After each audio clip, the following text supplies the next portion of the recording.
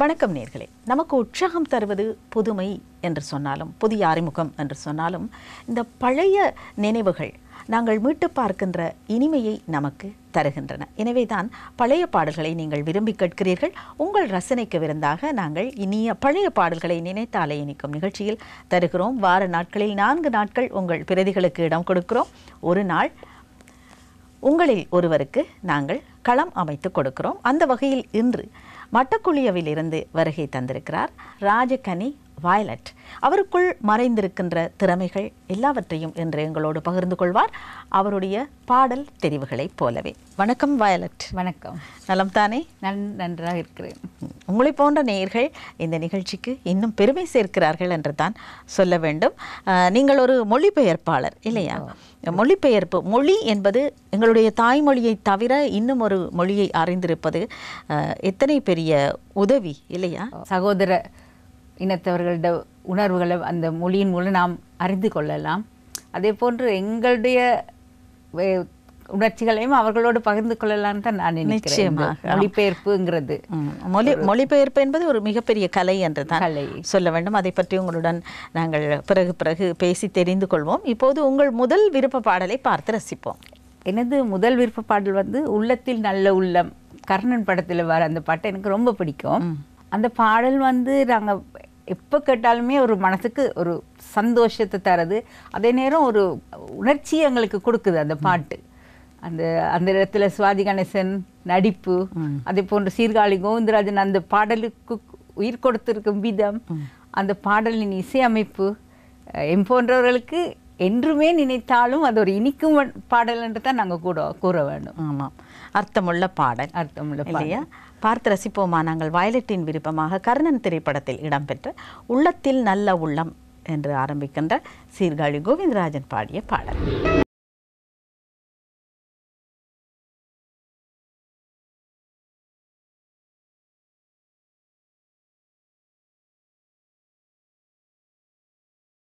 இப்போதெல்லாம் பல மொழிகளையும் தெரிந்து கொள்ள வேண்டும் தமது பிள்ளைகள் என்கின்ற ஆர்வம் பெற்றோருக்கு இருக்கிறது. உங்களை பொறுத்தவரை சிறுவயதிலேயே நீங்கள் இந்த மொழி சார்ந்த அறிவை வளர்த்து கொண்டீர்களா? ஆமாம், நான் பாடசாலை கல்வி கற்கும் போது சிங்கள மொழியை ஒரு பாடமாக எடுத்து பயின்றேன். அத்துடன் நான் உயர்தரம் மாத்தளை சென்ட் தாமஸ் கல்லூரியில் உயர்தரம் கற்றேன். அது ஒரு சிங்கள பாடசாலை. அங்கு அந்த மொழியை மேம்படுத்திக் கொள்வதற்கு சகோதர மாணவர்கள் மாணவிகளோடு பழகுற நேரம் இந்த மொழியை நான் வளர்த்து இருமொழி பாடசாலை. இருமொழி பாடசாலை. அந்த பாடசாலையில் நான் என்னுடைய அந்த தொடர்பாடலுக்கு அந்த மொழி எனக்கு உதவியாக இருந்துச்சு. அதுலேருந்து அதன் மூலமாக தான் இந்த மொழியை நான் வளர்த்துக்கிட்டேன்னு சொல்லணும்.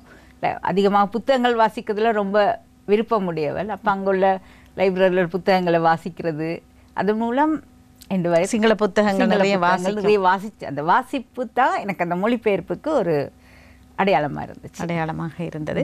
இப்போதும் அது உங்களுக்கு ஒரு தொழிலாகவே கை கொடுக்கிறது. என்னுடைய வாழ்க்கையை நடத்துவதற்கு ஒரு தொழிலாக இருக்கிறது. எங்கே நீங்கள் தொழில் செய்கிறீர்கள்? நான் பத்திரிகையில் மொழிபெயர்ப்பாளராக இருக்கிறீர்கள்.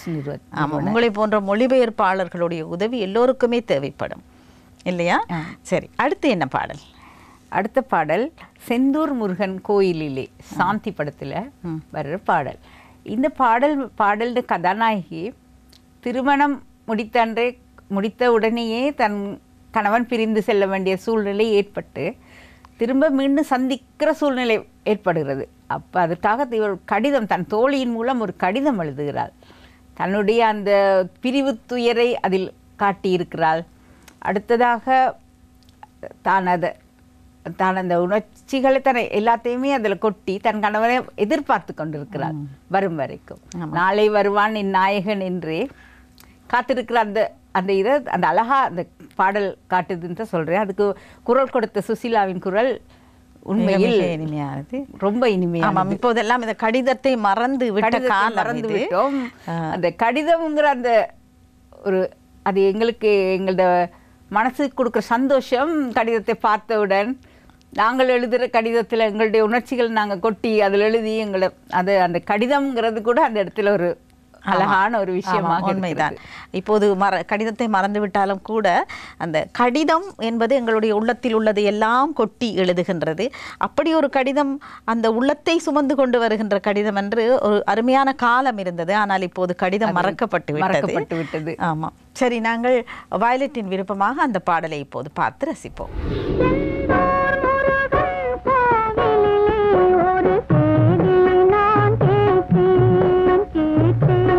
வயலட், நீங்கள் உங்கள் பாடசாலை பற்றி சொன்னீர்கள். பாடசாலை என்கின்ற போது அது உங்கள் சொந்த இடம், அதாவது மாத்தளை தான் உங்கள் சொந்த இடம். எனது நான் பிறந்த ஊர் வந்து தெல்தனிய, அந்த இடம். நான் வளர்ந்த இடம் வந்து மாத்தளை. தெல்தனிய கண்டி. வளர்ந்த இடம் வந்து மாத்தளை. அங்கே வந்து மாத்தளை பாக்கிய வித்தியாலயத்தில் தான் ஆரம்ப கல்வியை கற்றேன். பிரபலமான ஒரு பாடசாலை, பிரபலமான பாடசாலை மாத்தளையில். அடுத்து நான் இந்த உயர்தரத்தை தான் அந்த இருமொழி பாடசாலையான சென்ட் தாமஸில் கல்வி கற்றேன். அதன் பிறகு கொழும்பு பல்கலைக்கழகத்தில் இதழியல் டிப்ளமா முடித்திருக்கிறேன். அதே மாதிரி பௌத்த பாலி பல்கலைக்கழகத்தில் டிப்ளமா உயர்தரம் தமிழ் செய்திருக்கிறேன். பாலி மொழி தெரியுமா உங்களுக்கு? பாலி மொழி தெரியாது. அந்த பல்கலைக்கழகத்தில் வந்து அந்த மொழி தமிழ் மொழி உயர் டிப்ளமா பயிற்சி நெறி இருக்குது. நான் அதை படித்திருக்கிறேன். அது வந்து கூட தமிழ் உயர்தரம் மொழின்னு சொன்னாலும் சிங்களம் அதில் இருக்குது. சிங்களம் அந்த பாடநெறியில் சிங்களமும் ஒரு பாடமாக இருக்கிறது. ஒரு அழகாக இருக்குது. சரி, அடுத்து என்ன பாடல் கேட்போம்? அடுத்த பாடல் நான் பேச நினைப்பதெல்லாம் நீ பேச வேண்டும். ஒரு குடும்ப வாழ்க்கையில் கணவன் மனைவி ஒருவருக்கொருவர் புரிந்து கொண்டு வாழணுங்கிறத இந்த பாடல் அழகாக சொல்லுதுன்னு தான் நான் நினைக்கிறேன். ஆமாம். நான் பேச நினைப்பதெல்லாம் நீ பேச வேண்டும். அதாவது சில வேளைகளில் குடும்ப உறவுகளில் கணவன் மனைவின்னு வர்றபோது சில ஏதாவது விஷயங்கள் சொல்கிற, இதே விஷயத்தை நானும் நினச்சிருந்தேன் தானே, அப்படி சொல்கிற ஒரு சந்தர்ப்பங்கள் நிறைய வந்திருக்கும். குடும்பங்கிறதுக்கு அது அழகான உதாரணம் நான் நினைக்கிறேன். இந்த பாடல் ரொம்ப இனிமையான பாடல், என்னை ரொம்ப கவர்ந்த ஒரு பாடல். நான் பேச நினைப்பதெல்லாம் நீ பேச வேண்டும். ஆமாம். ஒருவருக்கொருவர் விட்டு கொடுப்பது, புரிந்துணர்வோடு வாழ்வது என்பது அந்த குடும்ப வாழ்வின் அமைதிக்கும் நேர்த்திக்கும் கட்டாயமாக வேண்டுவது. சரி, இப்போது நாங்கள் அந்த பாடலை பார்த்து ரசிப்போம். நான் பேச நினைப்பதெல்லாம் நீ பேச வேண்டும். வயலட்டின் விருப்பம். குடும்பம் பற்றி தெரிந்து கொள்வோம். எனது கணவர் ஒரு வர்த்தகர். எனக்கு 5 பிள்ளைகள் இருக்கிறாங்க. எல்லாரும் படித்து தொழில் செய்து கொண்டிருக்கிறாங்க. 2 பேர பிள்ளைகளும் இருக்கிறாங்க எனக்கு. உங்களுடைய பெற்றோர் பற்றி? என்னுடைய பெற்றோர் வந்து அம்மா குடும்பத் தலைவி தான். தந்தை ஒரு வர்த்தகர், மாத்தளையில் இது பண்ணுற. அவர் இந்திய வம்சாவளியை சேர்ந்தவர். உங்கள் உடன் பிறந்தவர்கள்? உடன் பிறந்தவர்கள் 2, சகோதரரும் ஒரு சகோதரியும். சகோதரர் வந்து அதிபராக பணியாற்றியவர், சகோதரியும் அதிபர், மாத்தளை பாடசாலை ஒன்றில் அதிபராக இருந்து இப்போ ஓய்வு பெற்றுவிட்டார். தம்பியும் இப்போது பணிப்பாளர், மாத்தளை கல்வி பணிப்பாளராகவும் இருந்து ஓய்வு பெற்று விட்டார். நீங்கள் அந்த கல்வித்துறையை விடுத்து இந்த மொழிபெயர்ப்பு துறைக்கு, இதுவும் ஒரு மிகப்பெரிய கல்விதான். சரி, இன்னும் ஒரு பாடல். காலங்களில் அவள் வசந்தம். இது எல்லாரையுமே கவர்ந்த பாடல் தான். இதை ரசிக்காதவர்கள் யாருமே இல்லைன்றது சொல்லணும். ஏன்னா அந்த பி.பி. ஸ்ரீனிவாசன் இனிமையான குரல். ஆமாம். ஒரு தன் காதலியை வர்ணிக்கும் ஒரு பாடல், ரொம்ப அழகான பாடல். அந்த இசை, அந்த அதில் உள்ள வரிகள், மாதங்களில் அவள் மார்கழி, அந்த அந்த குளிர்ச்சி, அந்த அதுகளை கூறும்போது எங்களுக்கு ஒரு எல்லாமே எது சிறப்பானதோ அந்த சிறப்பு தான் அதில் கூறப்பட்டிருக்கு. அது எனக்கு ரொம்ப பிடித்த ஒரு பாடல். சரி, வயலட்டின் விருப்பமாக வரும் அடுத்த பாடல் காலங்களில் அவள் வசந்தம் என்கின்ற இனிமையான பாடல். பார்த்து ரசிப்போமா? காலங்களில் அவள் வசந்தம், கலைகளிலே அவள் ஓடி. நினைத்தாலே இனிக்கும் நிகழ்ச்சியை இன்று அலங்கரித்துக் கொண்டிருக்கிறார் வட்டக்குழியவிலிருந்து வருகை தந்திருக்கும் வயலட் ஒரு மொழிபெயர்ப்பாளர். பார்த்தீர்களா, ஒரு இல்லத்தரசிக்குள் எத்தனை திறமைகள் ஒளிந்திருக்கின்றன. அந்த திறமைகளை வெளிப்படுத்துவதற்கு சந்தர்ப்பம் வேண்டும். அவர்களுடைய திறமையை பார்த்து நாமும் நம்மை வளர்த்து கொள்ள வேண்டும் என்கின்ற ஒரு உத்வேகமும் உங்களுக்குள் வர வேண்டும் என்பதுதான் எங்களுடைய விருப்பம், இல்லையா? சொல்லுங்கள். இந்த துறைக்கு நான் மாறதுக்கு என்னுடைய தந்தை, பெரிய தந்தையார் இருவரும் மொழி மீது ரொம்ப பற்றுள்ளவர்கள். வாசிப்பு என்பது சின்ன வயதிலேயே எனக்கு அறிமுகம் செய்து வைத்தவர்கள் அவர்கள் தான். அதன் பின்னர் திருமணத்தின் பின்னர் எனது கணவரும் எனது எல்லா துறைக்கும் என்னுடைய என்ன விருப்பங்கள் எதுவென்றாலும் தடை இல்லாமல் நிறைவேற்றும் ஒருவர். அந்த அந்த உதவி அது எனக்கு ரொம்ப உறுதுணையாக. ஆமாம், எங்களுடைய வளர்ச்சிக்கு எங்களுடைய குடும்பத்தவர்கள் ஒத்துழைப்பு வந்து மிக மிக மிக மிக அவசியம். என்னுடைய பிள்ளைகளும் எனக்கு நிறைய உதவி செய்வாங்க. சரி, இப்போது நாங்கள் இந்த சினிமா உங்களுக்கு இந்த நிகழ்ச்சி நினைத்தாலே இனிக்கும் நிகழ்ச்சி உங்களை கவர்ந்திருக்கிறது. எனவே நீங்கள் நேரடியாக கலையகத்துக்கு வந்து பங்கு கொள்ள வேண்டும் என்று நினைத்து நீண்ட நாளான ஆசை அது இன்றைக்கு நிறைவேறி இருக்கிறது நினைச்சு நான் ரொம்ப மகிழ்ச்சி அடைகிறேன். ஆமாம், உங்கள் மகிழ்ச்சி தான் எங்கள் மகிழ்ச்சியும். உங்களுக்கு ரொம்ப பிடித்த நடிகர் யார்? நடிகர், நடிகை? சுவாஜி, சரோஜாதேவி இருவரும் தான் உங்களுக்கு பிடிக்கும். மற்றவர்களும் பிடிக்காது என்று கூற மாட்டேன். இவர்களை ரொம்ப பிடிக்கும். சரி, இவர்கள் சேர்ந்து நடித்து உங்களை கவர்ந்த ஒரு திரைப்படம் நீங்கள் பார்த்து நீங்கள் இப்போது கேட்ட பாடல்கள் எல்லாம் அநேகமாக நான் பேச நினைப்பதெல்லாம் அவர்கள் தான். ஆமாம், இன்னும் தொடர்ந்து வரக்கூடிய பாடல்களும் அவர்களுடைய பாடல்கள் இருக்கின்றன. சரி சரி, சொல்லுங்கள், அடுத்து என்ன பாடல்? பசுமை நிறைந்த நினைவுகளே. பாடசாலைங்கிறது எங்களுக்கு மனதில் ரொம்ப ஒரு சந்தோஷக்கூடிய காலம். அது யாருமே சுதந்திரமாக எந்த விதமான பொறுப்புகளும் இல்லை. நாம் சுதந்திர பறவைகள் தான் சொல்லணும். பாடசாலையில் எங்களுக்கு எதுவுமே இல்லை, படிக்கிறது மட்டும்தான். மற்றபடிக்கு நண்பர்களோடு விளையாடுறதும் எங்களுடைய காலத்தை அவங்களோட கழிச்ச அந்த காலம் ரொம்ப பசுமை நிறைந்த நினைவுகள் தான் சொல்லணும். சில நண்பர்களை தொடர்ந்தும் நாங்கள் சந்தித்து கொண்டிருக்கிறோம். சிலரை நம்ம வாழ்நாளில் திரும்ப சந்திக்கவே இல்லை. அது எங்களுக்கு ரொம்ப மனசில் ஒரு தாக்கம் தான். அது அனைத்தையும் கூறுற ஒரு அழகான பாடல் இந்த பசுமை நிறைந்த நினைவுகள் என்ற பாடல். பார்த்து ரசிப்போமா? ஆம், ரத்த திலகம் திரைப்படத்தில் இடம்பெற்றது இந்த பாடல் காட்சியிலே நடிகர் திலகம் சிவாஜி கணேசனும் நடிகையர் திலகம் சாவித்திரியும் தோன்றி நடித்திருக்கிறார்கள். பசுமை நிறைந்த நினைவுகளே, பாடித் திரிந்த பறவைகளே. எத்தனையோ திரைப்படங்கள் வருகின்றன. அதிலே எல்லாமே நம்மை கவர்வது இல்லை. ஒரு சில திரைப்படங்கள் எப்போதும் நம் மனதை விட்டு நீங்காது. அதிலும் அந்த திரைப்படத்தில் இடம்பெற்ற பாடல்கள், பார்க்கின்ற சம்பவங்கள், அந்த கதைகள், அதுகளும் நிச்சயமாக மறக்க முடியாத படங்கள் இருக்குது எங்களோட வாழ்க்கையில். ஆமாம், இப்போது நீங்கள் ஒரு அந்த நட்பின் பெருமையை சொல்லுகின்ற ஒரு பாடல் கேட்டீர்கள். அதுவும் குறிப்பாக இந்த கல்லூரி வாழ்க்கையின் இனிமையான காலங்களை பற்றி சொன்னீர்கள். நண்பர்களோடு எல்லோருடனும் பழகும் வாய்ப்பு, அதாவது அந்த நட்பை தொடரக்கூடிய வாய்ப்பு இல்லை என்றும் சொன்னீர்கள். இன்றும் உங்களோடு நட்பை பேணுகின்ற நட்பு யாராவது இருக்கிறார்களா? இன்று வரை பள்ளிக்கூடத்தில் படித்தவர்கள்? ஆம், ஒரு இருவர் இருக்கிறார்கள். என்னுடைய படித்த ராதை என்ற ஒரு சிநேகிதி இன்றும் தொடர்பில் இருக்கிறார். உங்களுடைய பொழுதுபோக்குகள் வேறு? நீங்கள் என்னுடைய பொழுதுபோக்கு புத்தகங்கள் வாசிக்கிறது. அடுத்து நான் தையல் கலையில் ரொம்ப விருப்பம் உள்ளவர். தையல் வந்து எனக்கு விருப்பமான ஒரு இது.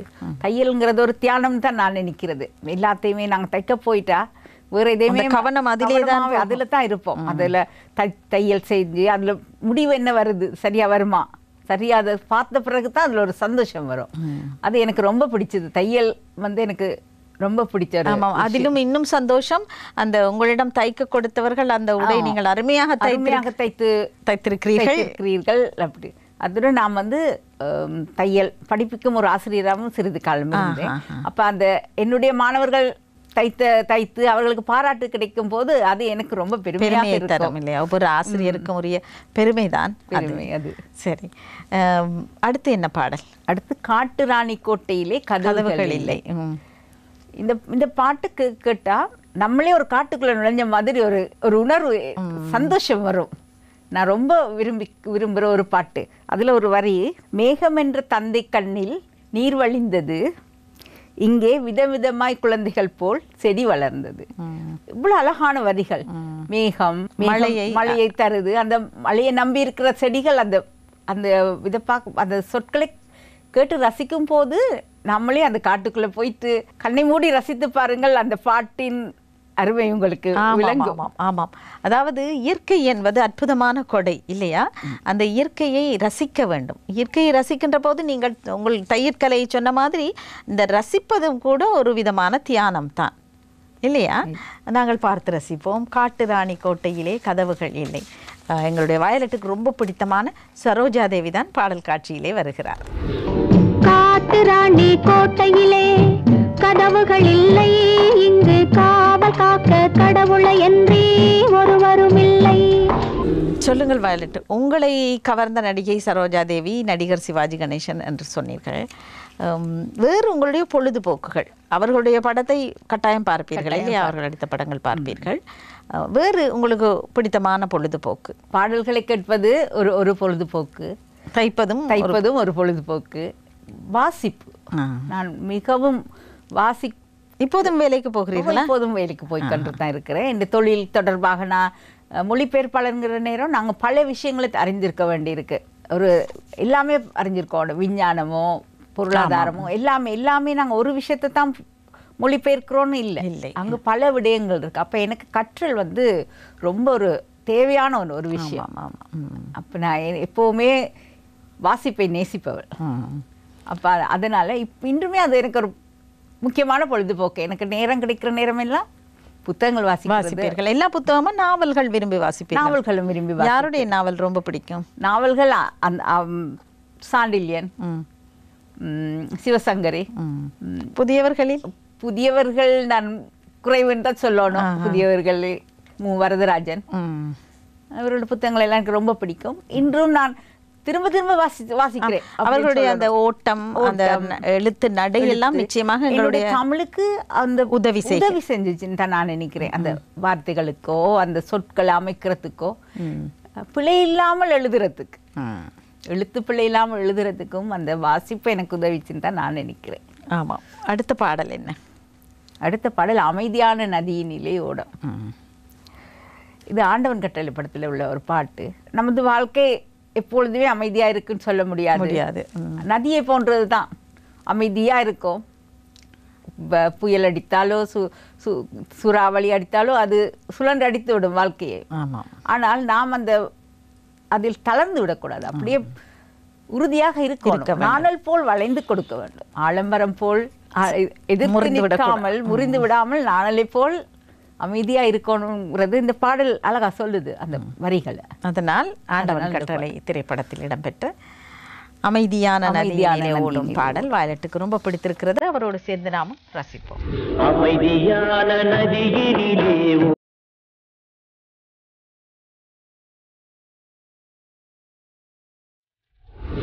வயலட், உங்களைப் போலவே ஏராளமான இல்லத்தரசிகள் எங்களுடைய இந்த நிகழ்ச்சிக்கு ரசிகர்களாக இருக்கிறார்கள்.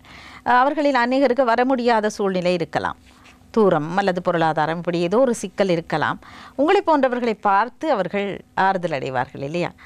அவர்களுக்கு என்ன ஏதாவது கூற விரும்புகிறீர்களா? முயற்சி இருக்கணும்.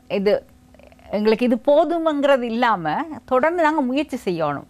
எங்கள்கிட்ட திறமை என்னன்னு நாங்கள் முதல்ல அறிஞ்சு கொள்ளணும். எங்களுக்கு எதில் நாங்கள் விருப்பம், எங்களுக்குள்ள திறமை என்னங்கிறத நாங்கள் முதல்ல புரிஞ்சு கொள்ளணும். பெண்கள் வீட்டிலேருந்து செய்யக்கூடிய எத்தனையோ தொழில்கள் இருக்கு, அதுகளில் முயற்சி செய்யணும். ஏதாவது புதுசாக கற்றுக்கொள்ள முயற்சி செய்யணும். அதைத்தான் நான் சொல்ல விரும்புகிறேன். பெண்கள் எப்பொழுதும் மனதை மகிழ்ச்சியாக வச்சு கொள்ளணும். அதுதான் முக்கியம். கஷ்டம்தான், குடும்பம் பொறுப்புகள் அப்படி வார நேரம் கஷ்டம்தான். ஆனாலும் எங்களை மகிழ்ச்சியாக வைத்துக்கொண்டால் சந்தோஷமாக. எது உங்களுக்கு மகிழ்ச்சி தருகிறதோ, குறிப்பாக உங்களுக்கு இந்த நினைத்தாலே இணைக்கும் நிகழ்ச்சியை பார்ப்பது மகிழ்ச்சியை தருகிறது என்றால் அதற்காக 1 மணி நேரம் நாங்கள் ஒதுக்கி இருக்கிறோம், பார்த்து ரசிக்கலாம். சரி, அடுத்த பாடல் அத்திக்காய் காய் ஆலங்காய் வெண்ணிலவு. அத்திக்காய் காய் காய் பழைய பாடல் ஒன்று, பலே பாண்டியால் படத்தில் வர பாட்டு. இங்கே தமிழ் விளையாடி இருக்கிறதுன்றதான் சொல்லணும். சிலையடையாக ஒவ்வொரு பறிக்கும் ஒவ்வொரு அர்த்தங்கள். அந்த காயாகவும் அந்த காயங்கிற வார்த்தையை வச்சு எவ்வளவு அழகான அந்த வரிகள், பாடல் கண்ணதாசனின் வரிகள் மிகவும் திரும்ப திரும்ப கேட்டாலும் புது புது அர்த்தங்களை நமக்கு தரக்கூடிய விதத்தில் அமைந்த ஒரு பாடல் தான் நான் சொல்லுவேன். இலக்கிய சுவை சொட்டுகின்ற பாடல். ஏலக்காய் வாசனை போல் எங்கள் உள்ளம் வாழைக்காய். ஏலக்காய் வாசனையிலேயே மகுடம். அப்படி போல் எங்கள் வாழ்க்கை இருக்கணும்னு தான் எல்லாருமே பிரார்த்திக்கிறோம் இல்லையா? அழகான வரிகள் பார்த்து ரசிப்போம். பலே பாண்டியா பட பாடல் அத்திக்காய் காய் காய் ஆலங்காய் வெண்ணிலவே. அத்திக்காய் காய் காய் ஆலங்காய் வெண்ணிலவே, இத்திக்காய் காயாதே. எங்களுடைய கலையகத்துக்கு வருகை தந்திருக்கும், எங்களுடைய விருந்தினராக வருகை தந்திருக்கும் எங்களுடைய நேயருக்கு நாங்கள் ஒரு பரிசினை தருவது வழக்கமாக இருக்கிறது இல்லையா? ஹேமாஸ் வழங்கும் விவ்யா 7000 ரூபாய் பெறுமதியான சரும பராமரிப்புக்கான பரிசு பொதி ஒன்று. அதை இன்று நாங்கள் எங்களுடைய விருந்தினராக வருகை தந்திருக்கும் நேயருக்கு அன்பளிப்பாக வழங்குகிறோம்.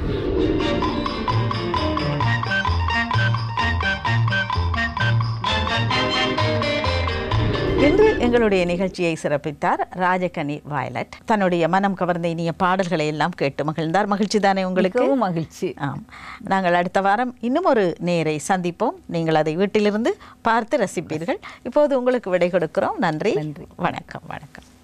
ஆம் நேயர்களே, நாம் மீண்டும் இன்னும் ஒரு நேயரோடு உங்களை சந்திப்போம். அவருக்கும் எங்கள் பரிசு காத்திருக்கிறது. வணக்கம்.